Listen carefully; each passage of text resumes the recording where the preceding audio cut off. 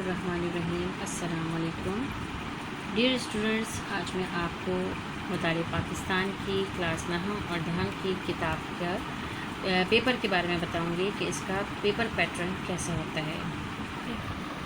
जी, तो मुताले पाकिस्तान का paper pattern ये है कि उसमें 3 सवालात आते हैं। सवाल नंबर 1 जिसमें कसीरुल इंतखाबी सवालात होते हैं जो कि 15 नंबर का आता है।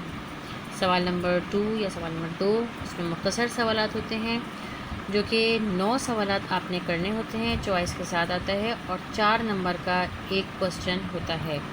तो इसमें हर सवाल के जवाब में आपने 4 पॉइंट्स 4 नुकात लाजमी लिखने हैं या कम से कम 4 लाइनें ज़रूर लिखनी हैं।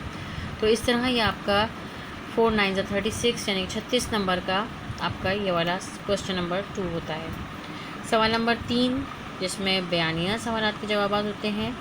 3 सवालात आपको करने होते हैं। एक सवाल का नंबर 8 होता है, तो 8 या 24, तो 24 नंबर का आपका बयानिया सवालात आते हैं। इस तरह कुल मिलाकर आपके नंबर 75 यानी 75 मार्क्स का आपका मुताले पाकिस्तान का पेपर हल हो जाता है।